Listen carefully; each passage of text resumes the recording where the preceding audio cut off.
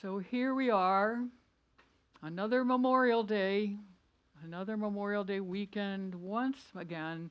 Often a weekend of family reunions, barbecues, 3 days off in a row from work, traffic jams on the highways, a pre-taste of summer. And my memories go back to going to the cemetery with my family on Memorial Day weekend to the McNeil, my father's family's plot, and greeting my grandparents and other relatives. And for some of us, it is about solemn ceremonies at a cemetery, as my adopted hometown of recent years, Santa Paula, will have tomorrow at the cemetery. Or perhaps a Memorial Day parade, as we used to have in my hometown back in Massachusetts. For ministers, it's often a time to wonder how to address this day from our pulpits, especially in our congregations where many of us actively work for peace.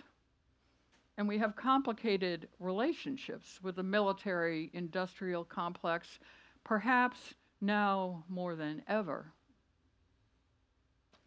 One of my colleagues sidestepped that every year that he was in the pulpit to highlight everyone who had died since last Memorial Day. And it was actually kind of fun, and composers and poets and anyone. That congregation in Massachusetts did not do a Day of the Dead. People back there didn't used to do the Dia de los Muertos. So his service kind of filled that gap for that congregation and pretty much left out the original intention and orientation of Memorial Day. As Army Chaplain Floyd Vernon Chandler has written, and I quote him, "There are many stories about the beginning of Memorial Day.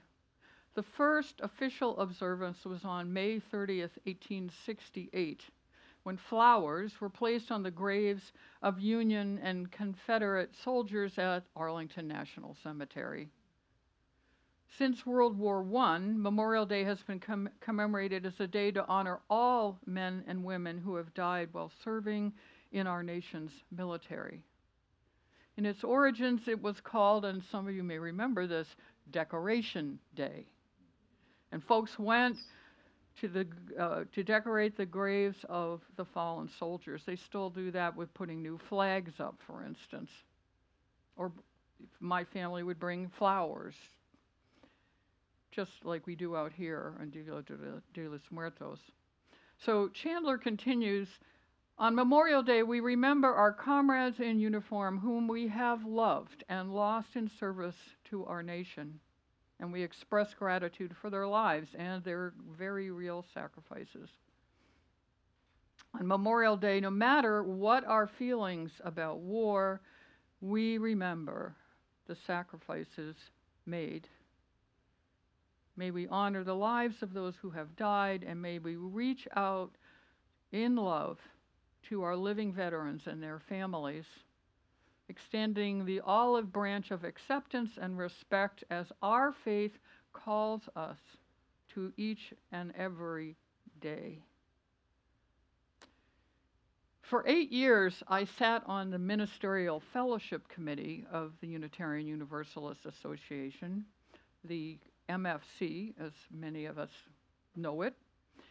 This is the group that credentials all ministers from the United States and Canada, whether they plan to serve in the parish or as ministers of religious education or in the communities, as I did previously, as founder and director, as you heard, of an elder chorus, the Golden Tones. That's a whole other sermon or three about how much fun that was, and how I got interested in end-of-life issues. Increasingly, during my years serving on the MFC, we saw more and more candidates for Unitarian Universalist ministry whose plan was to serve in the military. Feels a little counterintuitive for some of us from the Vietnam era. And going back to my time in seminary and in the decade afterwards, I was the advisor to the UU students at Andover Newton Theological School. And during that time, I got to know very well Cynthia Kane, who was a military chaplain. Cynthia once wrote this: "My troops like it that I have a God who laughs and loves and listens and journeys with them through the daily grind of life, in and out of the trenches." So I love that. My God likes to laugh and love and listen. Another seminarian I worked with, Jay Libby, served as a chaplain in the Navy, and I think he still is. I didn't get a chance to reach out with him this week. And another, George Tiger, served as chaplain in the Army with 2 deployments to Afghanistan, which were the inspiration for a book that he wrote, War Zone Faith. War Zone Faith. And here's a passage from that book in a chapter called The Army Mullah, which gives a glimpse into his life as a chaplain. "You sergeant or commandant?" a young Afghan lieutenant asks as he points to the cross on his chest. That's how they identified as being a chaplain. I don't think they have chalices. I try to explain what a chaplain is. In the end, he suggests Army Mullah, and I agree. Not the most accurate description, but the most meaningful for him. Chaplain has little meaning for him. Mullah, on the other hand, is something he knows and understands. Together with army, we have a term that means something to the both of us. And as that night wears on, as he tells it, the Afghan lieutenant and I speak more with the help of an interpreter about our very different faiths. We both affirm that the ultimate character of the divine is love. We both believe that the task of religion is to help us live more whole lives. Certainly, the words we use are very different, yet as we do our best to translate our different faith languages into native tongues, we discover more in common than we thought. We do not try to change each other, only to understand each other. Tiger goes on to say, whatever religious tradition you call your own, you will probably find religious diversity even within it. We can all underline that one, I'm sure. We can believe we mean the same things when we use highly charged theological terms like God or Christ or Bible or church teachings. Yet these words convey layers of meaning, not discrete definitions. It's important to remember this and do our own mental translations as we communicate with each other. I went to my seminary had 42 different denominations within it. It wasn't a UU one. And I got very adept at translating what they were talking about in my mind. I'm not sure how well they did with the UU world, but that's okay. He goes on to say, that's what I call being religiously multilingual. I love that concept. Every conversation is an opportunity to move the world toward peace, Chaplain Tiger says. Moving words. And underlying for me the importance of Unitarian Universalists acting as chaplains in the military. Chaplain Tiger has seen and experienced things that we cannot fathom, like Sam said earlier. Naked children throwing rocks at him in the street. A playground in the middle of a Taliban graveyard. Imagine that. Incredible violence and anger and loneliness and fear. Military ministry these days is a way that our ministers show up to serve the greater world.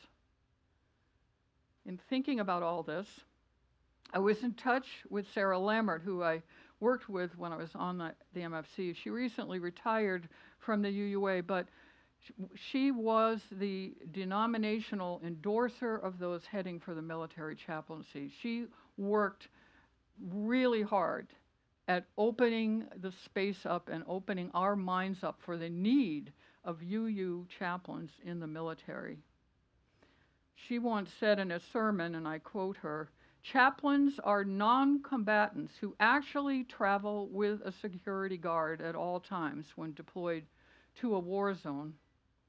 They are on ships, in boot camp settings, in hospitals, on air bases, in Army installations, and Coast Guard camps all around the world." She says, "We Unitarian Universalists have been in the military chaplain corps since the very beginning. In fact, the very first chaplain commissioned by George Washington for the Continental Army was Unitarian minister, the Reverend William Emerson, our name of the day, grandfather of Ralph Waldo Emerson. John Murray, the famous Universalist who landed at Barnegat Bay in New Jersey, bringing one strand of Universalism from England, was also among this very first group of 20 chaplains. I love this. When challenged by his fellow chaplains, Lammert says, that Murray was a heretic and not worthy of the office, George Washington himself defended him, saying, "I have commissioned him as a chaplain, and you will respect him as such." Thus began a very interesting and challenging experiment in religious pluralism in the chaplain corps that continues until this day. But during the Vietnam War years, Unitarian Universalists largely left the service along with their Protestant counterparts in protest to that war, which led to the unintended consequence that the chaplaincy for many years became largely dominated by more conservative and evangelical Christians. But the pendulum has swung the other way, which I think is a very good thing. It's a complex world we live in, and UU's centering love, those who felt or feel called to join the military, usually as teenagers, perhaps as a career path, to have their education paid for, to maybe learn new skills, or as a family tradition, and to defend their country. So there's all those threads in it. They can be companioned in the most difficult of situations by a UU chaplain. When they discover that what they thought they were signing up for was perhaps not what they found. I highly recommend a recent documentary that came out last year that I watched this week. It was not an easy watch. It's called What I Want You to Know. Be a good one to discuss in a social justice group or anyone. It's an intimate journey alongside post-9/11 veterans as they share deeply personal stories from their deployments, exploring truth and justice in the context of their wars. Their depictions of the moral injury provide a unique and critical perspective on the cost and the consequences of war. Viewing this film can increase awareness and understanding of our veterans' experiences and can encourage empathy and support for veterans and their families, something I believe our congregation's centering love can and should do. At my very last meeting with the MFC, which was in 2021, at the end of our interview with one of our two chaplain candidates at that meeting, One of the panel members asked the candidate why she felt called to minister in the military as a UU minister. And her reply was something like, if I can remember correctly, who is more needed to give service than someone whose faith calls them to believe in the inherent worth of every human being? And I add, whose faith calls us to center love in the midst of all those other values. How is it that they are called to make meaning even in the middle of war? But that is what they're called to do. Even as they are, the chaplains, also in harm's way, far from their spouse and children. As I was pondering these things, I thought I would like to have the perspective of someone who served in the military, someone I know really well, my nephew, Matthew. Matthew is the oldest of my sister's 5 sons, and they all grew up on Marine bases around the world, Okinawa, and so this was normal for them, right? Matthew is a very talented artist and photographer. And in fact, he majored in art in college, but he also fell in love and realized he couldn't imagine how he was going to support a wife and a family as an artist. So growing up with a Marine as a father, the military path seemed like a good option. When his father was a Marine, we weren't engaged anywhere with a war, just he lucked out, I guess. So Matthew became an officer in the Army, and he went on to serve in the Special Forces, the Green Berets. He served 2 tours in Iraq and 2 in Afghanistan. Due to all the changes in his life and mine, I hadn't seen him much until recently. He now lives in Colorado Springs, and I stopped there on a road trip last summer. He started a coaching business, and I talked to him again yesterday, and he's decided to go back to his photography, and he's going through, what did he say, like 26,000 negatives, and he's got a lot. I said, well, that'll take you a while. So I asked Matt, and especially after he came back in 2016, it's now been 10 years, I asked him what meaning chaplains may have had for him during his deployments. And later, when he was stationed in Brussels with NATO, we talked about what would make a good chaplain from his perspective, and he said it would be someone who understood the stresses that the soldiers are going through, someone who could be a sounding board, someone who could give feedback. He talked about that servicemen and women are from what he called a large sample of the United States, from all walks of life, from every kind of religious and non-religious background. And he talked about how difficult it was to be so far from his home and his family, and the relationship issues that often resulted from that. He agreed with me that congregations could be part of those returning to find a new purpose. He talked a lot about what is your purpose. You know, they talk in the military about your mission. Your mission is to come and change hearts and minds. Remember that from all the rhetoric back during those wars?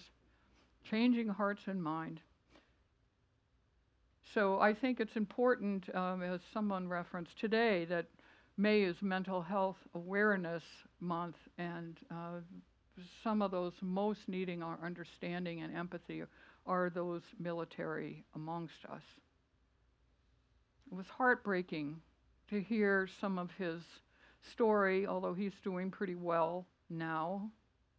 And at the end of our discussion, he said, "I love you, Aunt Maddie." He'd never said that to me before, because I was listening to him and caring. It's hard sometimes for us to reconcile our general UU commitment to peace with embracing any kind of military ministry. But if we think about our principles and our new centering of love, that is what our faith calls us to do. It's what we are called to do. I've been a pacifist all my life. I believe that world peace can be won, but not be won by waging more war. That is my core belief. And I've been called naive, and I certainly am privileged to live in this beautiful place with enough food to eat and work I am called to do, which gives my life purpose, gives my life meaning. And young people perhaps need to look for where they're going to find that.